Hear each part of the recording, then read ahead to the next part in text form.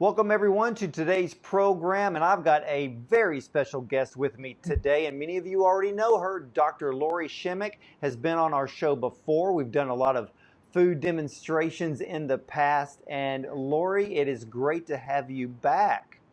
Thank you so much, Ward. You know how much fun we've had, so this is really thrilling for me, really. I love spending some time with you and getting to talk healthy. Oh, So, absolutely. And I know, yeah. yeah, and ladies and gentlemen, she is the author of some amazing books, How to Fight Fat Inflammation, which we've talked about before, but you've still got to get that book if you have not read it yet, and then Fire Up Your Fat Burn. And I understand, Dr. Lori, that you have a new book out, and what is that one?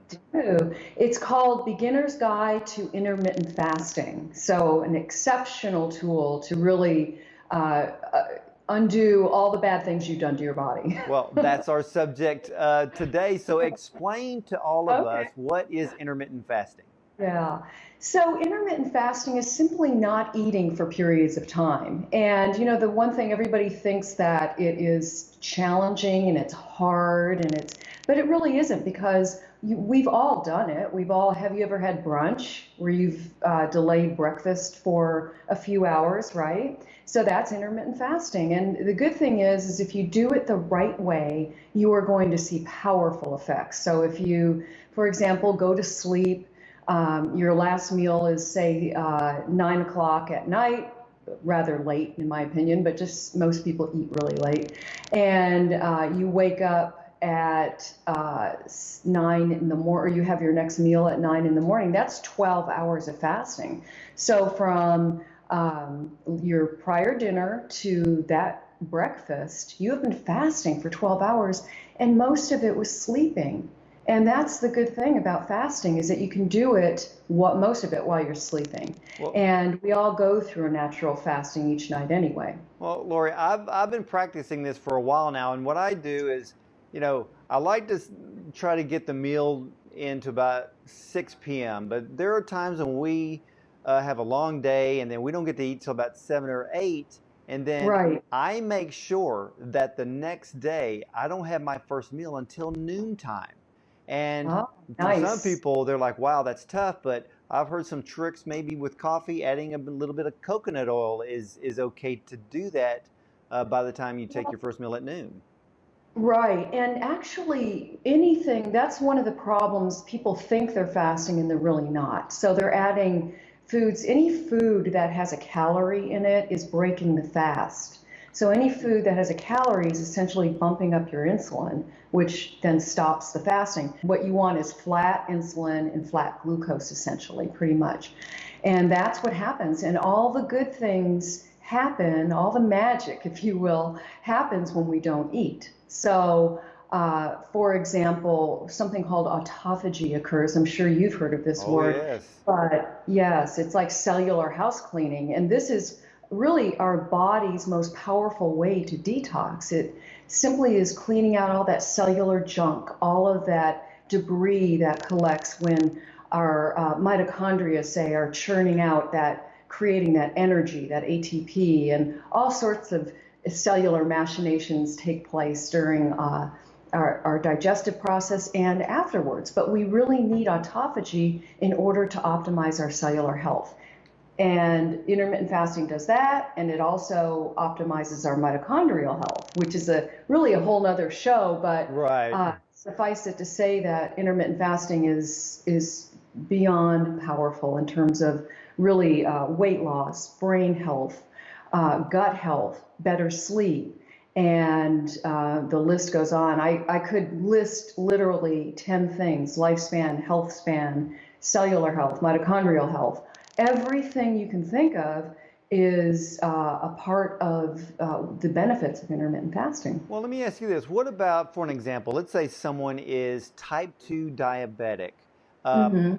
can they do intermittent fasting and receive benefits from that?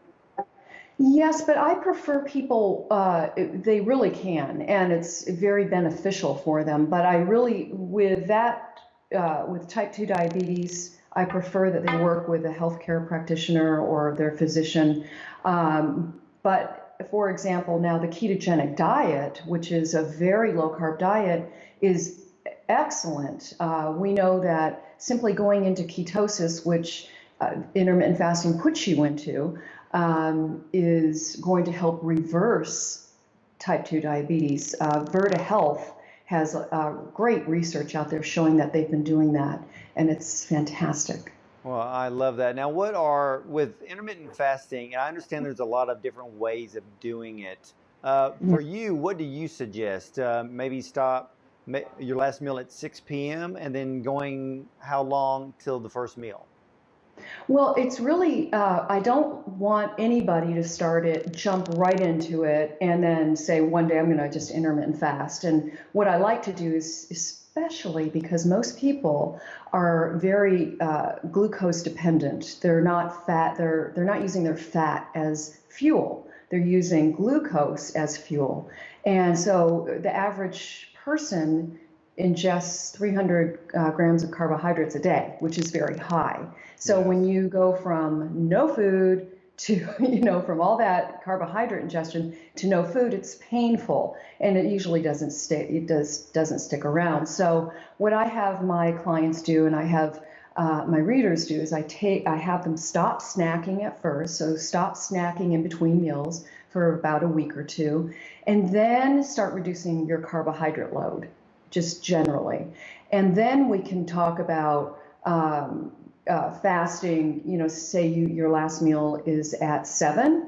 Well, then your next meal can be at 7 in the morning. And that's not painful at all. That's really not. And so we've all had to take those fasting blood tests, right? Where it's for 12 hours before. But, there are people who it just doesn't work for. But in general, most people find it very effective. It really is a great tool, as I mentioned, to optimize your health and undo really any bad health choices you've made or inadvertently made. Whatever. Oh, yes. Yeah, Yeah. that's what I love about intermittent fasting. And Mhm. ladies and gentlemen, you need to pick up Dr. Lori Shimmick's brand new book about intermittent fasting. Go to her website, drlorishimmick.com. It's right there on the screen. And also, too, if you want to know how bad fats are in the body and the inflammation it causes, you need to pick up her book, How to Fight Fatflammation. It is a bestseller, and it has changed people's lives. Thank you so much, Dr. Lori, for coming onto the program today, and I can't wait to have you back. Thank you for having me, Ward. All right, ladies and gentlemen, we'll be right Right. back after this message.